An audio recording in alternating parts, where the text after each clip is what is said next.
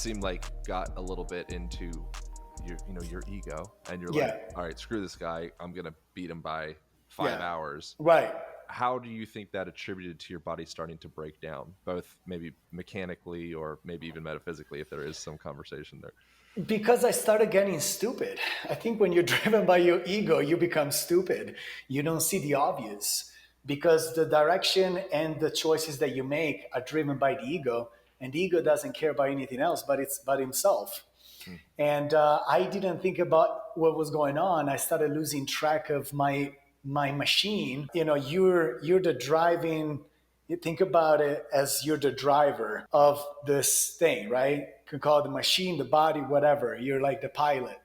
And if the pilot loses track of let's talk about it, as a Formula One racer. If you don't keep track of how your tires burn out and how they getting, they're falling apart. If you don't remember to fill up the gas, if you don't remember to do the things that you need to do, you're gonna fall apart. And that's what I did. I started pushing too hard. I started getting wrapped up in the thought of wanting to go faster and faster so I can give it more and more, threw me off of what I needed to do in that moment, which was taking care of myself, pacing myself, doing what was supposed to be done instead of going with that, the sheer strength of raw energy works if you're a football player, if you're a 100-meter sprinter.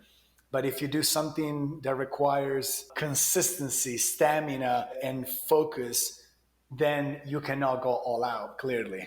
I would even challenge that, though, because if you're in some more like acceleration based sport, you're sprinting or football or whatever it is, it's still an endurance race.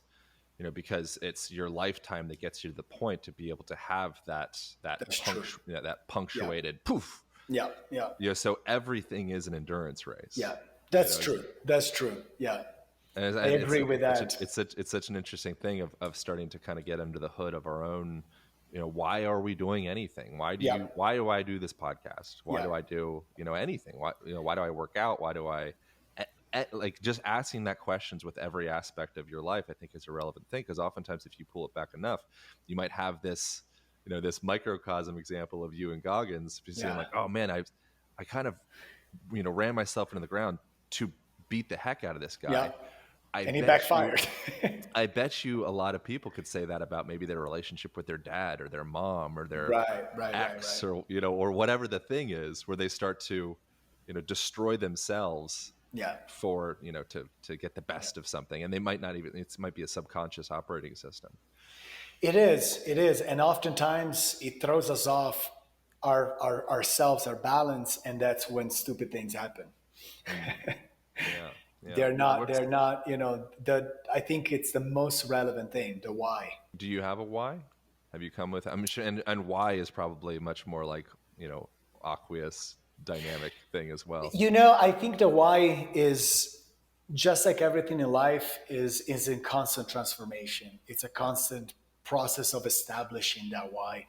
I can kind of circle back to what we were saying at the very beginning when you asked me about, falling into the whole negative downward spiral of drugs and alcohol and all of that coming from that partying lifestyle and scene. Running initially was a way of escaping that. So I don't want to say turning an addiction, because I wasn't necessarily a drug addict, but I definitely indulged in that lifestyle. And to me, running became a means to get in touch with myself and rediscover who I am and kind of reset my life in a more positive and empowering way.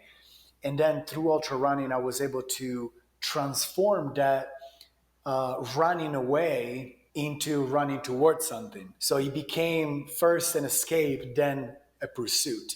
And I think he has a much better sound to it, and it's much more positive when it comes down to approach, mindset, and perspective. Even that, at the beginning, it was very much about checking off bigger and broader challenges. So started out with a certain type of races, and then understanding that I could do this, that I could do that, and then achieving, winning a certain type of event rather than another. And so every single time, every single season, there was the necessity to reassess the why.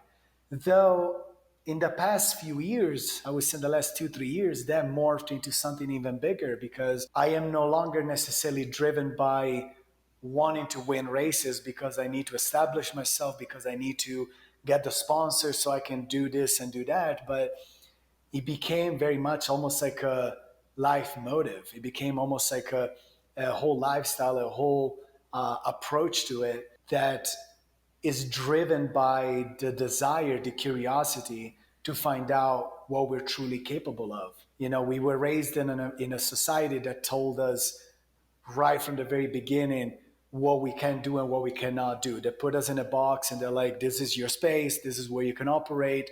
Don't go over beyond those lines because it's never been done before, because it's dangerous, because this, because of that. But I think we are in the process nowadays of discovering our true potential, physical, mental, spiritual. And so breaking down those barriers and being able to dedicate yourself and your life to it, it's the most inspiring thing that I can think of. You know, it's something that motivates me to get out of bed every day before dawn to push my limits a little further.